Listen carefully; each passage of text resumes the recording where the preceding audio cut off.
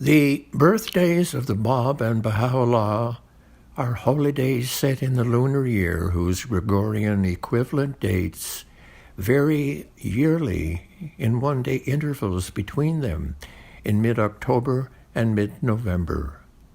This first presentation of the Bab then celebrates his divine mission in establishing his own ministry and of being the gate of preparation for the revelation of Baha'u'llah as the promised one of all ages, and whose presentation will follow separately. The Bab was born on 20 October 1819 in southwestern Iran in the lovely city of Shiraz, with the given name Ali Muhammad. His father was a cloth seller merchant in comparatively humble circumstances and was known by the whole region for his integrity and purity and well loved by all. So, just what was his mission, whose eventual declaration as a messenger of God was seen as the consummation of all ages, indeed of his religious doctrines, whose ethical standards, social principles, and religious laws that was a growing legacy from the moment of his birth that had challenged the whole structure of the society in which it was born. His voluminous writings would extol themes such as prayers, orations, tablets of visitations, scientific treatises, doctrinal dissertations, exhortations, commentaries on the Quran, and on various traditions. Many of his epistles concerning laws and ordinances were directed to the highest religious dignitaries of the realm. This led to both prosecution and persecution when he disclosed to them that he was, quote, the promised one, the one whose name you have for 1,000 years invoked, at whose mention you have risen, whose advent you have longed to witness, and the hour of whose revelation you have prayed God to hasten. Verily, I say, it is incumbent upon the peoples of both the East and the West to obey my word and to pledge allegiance to my person.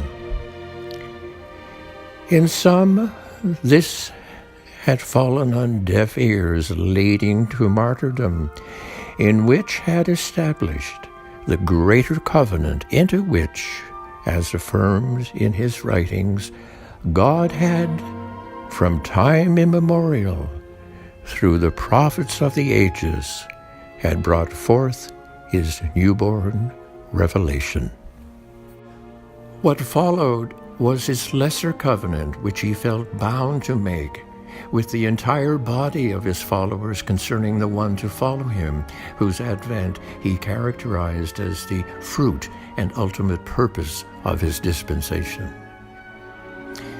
This is he whose birthday is being celebrated, who from early childhood was bathed in awesome wonder, that in his first 2 years of life, his mother would often relate how from the very first moment of birth, he was utterly unlike all other children.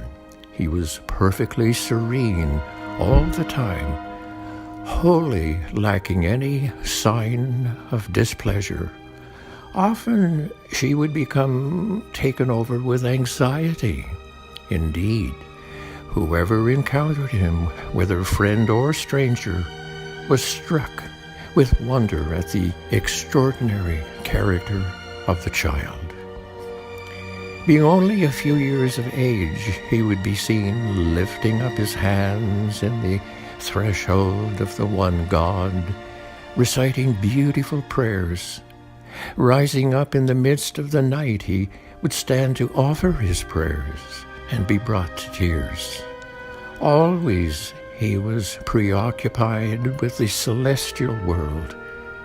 Immersed in rapture he was, and whoever encountered him, whether friend or stranger, was struck with the wonder at the extraordinary character of the child.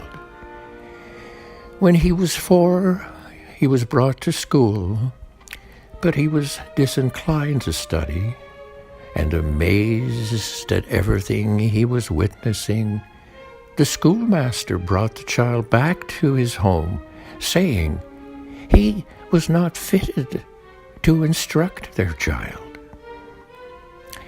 But the soul of that child could not be restrained, and no discipline could repress his flow of intuitive knowledge. Day after day, he continued to manifest an unearthly wisdom impossible to put into words.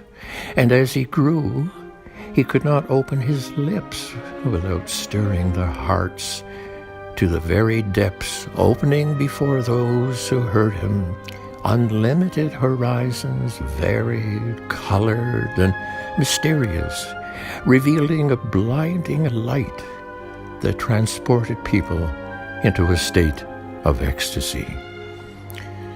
What an extraordinary wonder had his parents experienced, indeed of a child that was always conscious from the very beginning of his twofold mission as the bearer of a wholly independent revelation and the herald of one still greater than his own.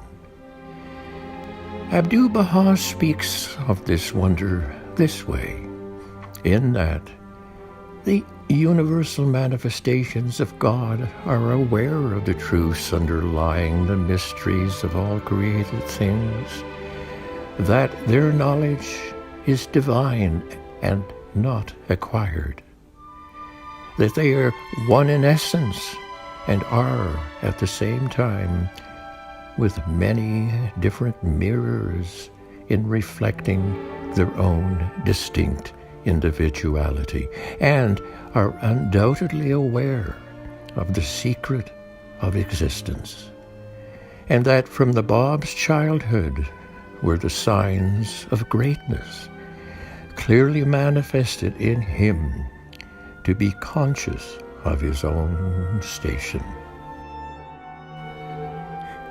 Indeed, that would see a young, brief life ending in martyrdom, which posterity will recognize as standing at the confluence of two universal prophetic cycles, the Adamic cycle stretching back as far as the first dawnings of the world's recorded religious history, and the Baha'i cycle destined to propel itself across the unborn reaches of time for a period of no less than 5,000 centuries.